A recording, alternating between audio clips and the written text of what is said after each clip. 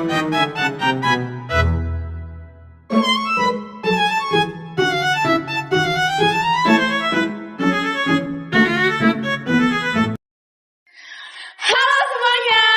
selamat datang di podcast Ngulik Kata, tempat kita ngobrol santai tapi tetap bikin mikir. Yap, hari ini topiknya itu unik banget nih, karena kita bakal bahas sesuatu yang sering banget kita pakai, tapi jarang banget kita perhatiin. Apa tuh, Ren? Yaitu kata. Nah, benar banget. Pernah gak sih kita semua mikir satu kata itu bisa punya banyak banget makna, ya gak sih, Ren? Betul. Nah, tergantung siapa yang pakai dan kapan dipakainya. Nah betul, contoh gampangnya itu kata dingin. Kalau aku dengar kata itu sih langsung kepikiran es batu sama AC. Oh, kalau kamu itu ya. Kalau aku sih langsung kepikiran sama sikap dia. Ih, siapa tuh? Nggak, udah lanjut. Nah, padahal kan arti kamusnya itu cuma suhu rendah, tapi konteksnya bisa bikin maknanya jadi beda. Nah, iya tuh. Kalau pengertian kata sendiri tuh apa, Ren? Pengertian kata itu sendiri itu artinya satuan bahasa terkecil yang memiliki makna dan dapat berdiri sendiri. Suatu unsur dasar dalam membentuk kalimat dan digunakan untuk menyampaikan ide, perasaan, atau informasi. Nah, kalau tujuan kata itu apa sih, Nah? Nah, kalau tujuan kata itu adalah penyampaian informasi, gagasan, atau perasaan melalui bahasa itu sendiri. Kan udah ada pengertian sama tujuan, pasti ada fungsinya dong, Ren. Ada dong, kalau fungsi kata itu terbagi menjadi 4. Yang pertama, kata sebagai subjek, kata sebagai predikat, kata sebagai objek, dan kata sebagai keterangan. Nah, kalau kata sebagai subjek itu merupakan bagian dari kalimat yang menandakan tentang sesuatu yang tengah dibicarakan. Kalau kata sebagai predikat adalah kata yang menandakan sesuatu yang tengah diperbincangkan oleh subjek dan umumnya mengandung unsur verbal. Nah, kalau kata sebagai objek itu berperan sebagai penderita atau yang mengalami kejadian tertentu dan keberadaannya sebagai pemberi keterangan dari predikat. Kalau kata sebagai keterangan itu berfungsi untuk memberikan keterangan pada unsur yang lain. Nah, kita kan udah tahu fungsinya nih. Nah, kalau bentuk kata itu apa aja sih, Nel? Nah, bentuk kata tuh ada 4. Ada kata dasar, kata bentukan, kata ulang, sama kata majemuk. Oke. Jadi, kata dasar itu adalah bentuk paling sederhana atau belum mengalami perubahan bentuk atau penambahan imbuhan sama sekali. Kalau yang kedua, kata bentukan. Kata bentukan tuh bisa disebut kata turunan atau kata berimbuhan. Kata berimbuhan merupakan kata dasar yang diberikan imbuhan. Bisa imbuhan awal atau imbuhan akhir. Terus ada yang ketiga, kata ulang atau reduplikasi. Kata ini mengalami pengulangan baik seluruhnya maupun sebagian. Terus ada yang terakhir nih, ada kata majemuk. Kata majemuk terbentuk dari 2 kata atau lebih yang digabungkan menjadi satu. Nah, kan kita udah tahu nih bentuk-bentuknya. Nah, aku tahu nih jenis kata tuh ada 11 kan, Ren? Bener Betul, gak sih? banyak banget kan? Iya, banyak banget. Gimana kalau kita sebutin gantian aja? Oke, tapi aku duluan yang bacainnya. Iya. Kalau jenis kata yang pertama itu adalah kata benda atau nomina. Nomina adalah nama dari semua benda dan segala sesuatu yang dibendakan. Dan menurut wujudnya dibedakan menjadi 2. Yang pertama, kata benda konkret, dan yang kedua, kata benda abstrak. Kata benda konkret adalah nama dari benda-benda yang dapat ditangkap oleh panca indera. Nah, kalau yang kedua, kata benda abstrak adalah nama-nama benda yang tidak dapat ditangkap oleh panca indera. Terus selanjutnya, itu ada kata kerja atau verba. Kata kerja merupakan kata-kata yang menyatakan suatu perbuatan atau tindakan, proses, gerak, keadaan, atau terjadinya sesuatu. Nah, kata kerja itu dibedakan menjadi 2. Yang pertama, kata kerja penuh, dan yang kedua, kata kerja bantu. Kata kerja penuh adalah kata kerja yang langsung berfungsi sebagai predikat tanpa bantuan kata-kata lain. Kalau kata kerja bantu adalah kata yang memiliki fungsi khusus kata kerja utama. Nah, selanjutnya kata apa lagi nih, Nel? Selanjutnya ada kata sifat atau bisa disebut juga adjektiva. Kata ini merupakan kata-kata yang dapat diikuti dengan kata keterangan sekali serta dapat dibentuk menjadi kata ulang berimbuhan. Secara umum, adjektiva itu menyatakan sifat, keadaan, watak, binatang, atau bisa juga benda. Nah, kata sifat ini ada ciri-cirinya loh. Yang pertama, bisa diberi keterangan pembanding, lebih, kurang, atau paling. Yang kedua, dapat diberi keterangan penguat seperti sangat, amat, benar, dan sekali. Yang terakhir, dapat diingkari dengan kata ingkar tidak. Terus apa nih Ren selanjutnya? Selanjutnya ada kata keterangan atau biasa disebut adverbial. Kata keterangan adalah kata yang menerangkan predikat suatu kalimat. Terus juga kata keterangan itu punya banyak jenisnya. Ada 6. Yang pertama adalah adverbial kuantitatif.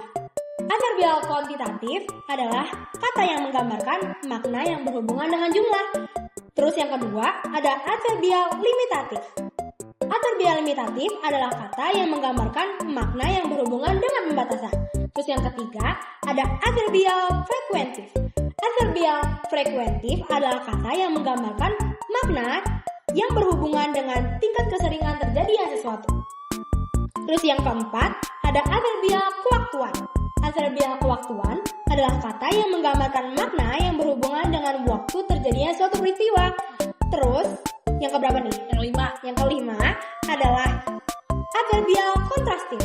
Adverbial kontrastif adalah kata yang menggambarkan pertentangan makna kata atau hal yang dinyatakan sebelumnya.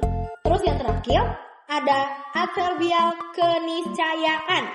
Adverbial keniscayaan adalah kata yang menggambarkan makna yang berhubungan dengan kepastian terjadinya suatu peristiwa. Nah, selanjutnya apa ini, Nial? Nah, selanjutnya itu ada kata ganti atau prominal. Prominal merupakan kata yang dipakai untuk mengacu pada nominal lain dalam struktural suatu kalimat.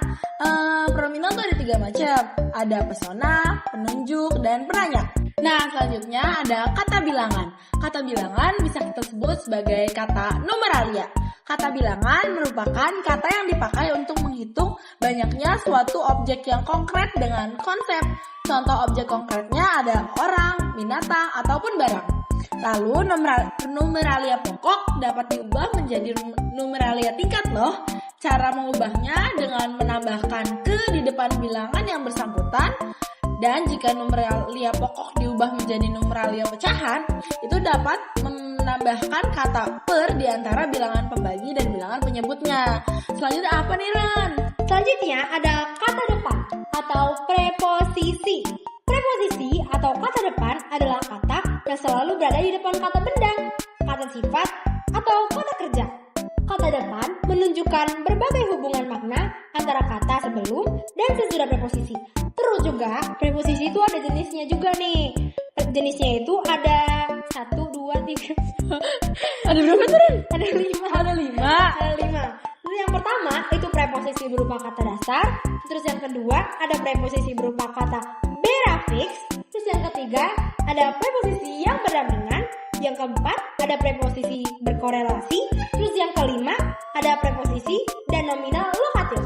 Terus selanjutnya ada jenis kata apa lagi nih? Nah, selanjutnya ada jenis kata konjungsi. Udah sering banget belum sih? Ya itu udah familiar banget, udah hatam lah pastinya. Nah, konjungsi merupakan kata sambung. Kata sambung tugasnya menghubungkan 2 satuan bahasa yang sederajat nih. Bisa kata dengan kata, frasa dengan frasa, klausa dengan klausa, ataupun kalimat dengan kalimat. Ya kan, Ren? Betul. Nah, konjungsi itu ada beberapa. Contohnya ada konjungsi koordinatif, korelatif, subordinatif, dan antar kalimat. Terus apa lagi sih, Ren? Nah, selanjutnya ada kata seru atau biasanya itu disebut interjeksi. Kata seru adalah kata tugas yang mengungkapkan rasa hari berbicara. Untuk memperkuat ungkapan rasa hari seperti kagum, sedih, dan heran. Terus juga orang biasanya pakai kata tertentu di samping kalimat yang mengandung makna pokok tersebut. Terus selanjutnya jenis kata apa lagi nih, Nang? Nah, ini terakhir nih, Ren. Oh, udah terakhir ya? Iya, udah ngep nih. Dari banyak banget jenis kata itu. Iya. Terakhir adalah kata sandang atau artikula. Artikula merupakan kata tugas yang membatasi makna nomina. Ada 3 jenis juga nih artikula. Ada yang bersifat gelar, mengacu pada makna kelompok, dan menominalkan. Itu dia, Ren. Nah, jadi kita udah nyebutin semua jenis kata-kata ya. Iya. Nah, jadi kesimpulannya, kata itu penting banget buat bikin kita lebih peka sama bahasa. Kata itu bukan cuma bunyi, tapi cerminan pikiran, budaya, bahkan tren masyarakat. Iya, betul banget. Oke deh, karena udah panjang banget segmen kita kali ini, segitu dulu ya kita ngobrolnya. Kalau kalian punya kata atau cerita atau video yang menurut kalian bisa Menarik kita ya? ulik dan menarik, bisa komen atau DM ya medsos kita. Oke, sampai ketemu di segmen berikutnya. Bye bye.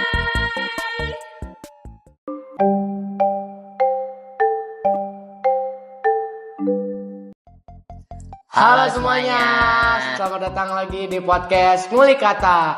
Kali ini kita dapat kiriman video observasi nih dari sahabat Ngulik Kata yang berjudul Observasi Monas, Ikon Sejarah dan Kebanggaan Jakarta. Nah teman-teman, kali ini kita bakal koreksi beberapa kata berupa ejaan, struktur, dan kejelasan kalimat yang ada di video observasi Monumen Nasional.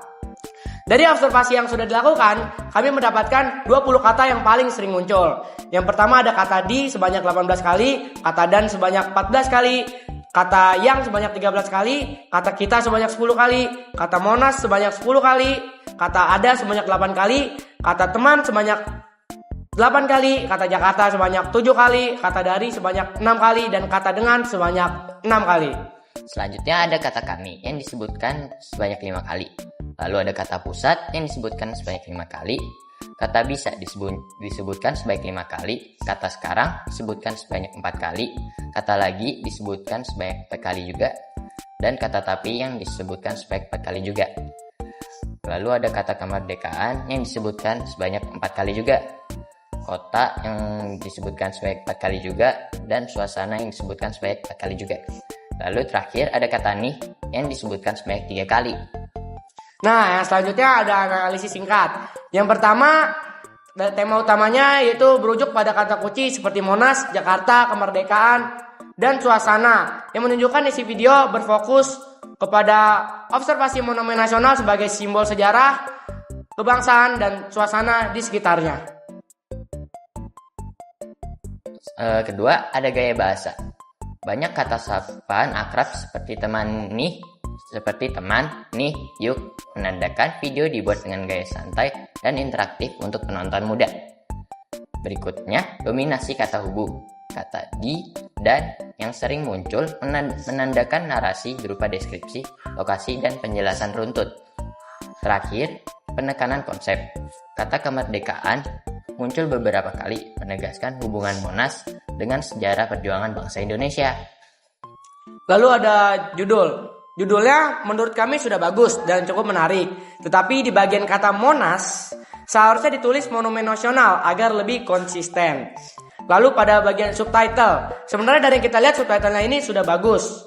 Tetapi mereka hanya kurang teliti akan pengeditan kalimat dalam subtitlenya. Karena banyak kata yang tercantum di subtitle yang padahal tidak mereka paparkan di dalam video tersebut.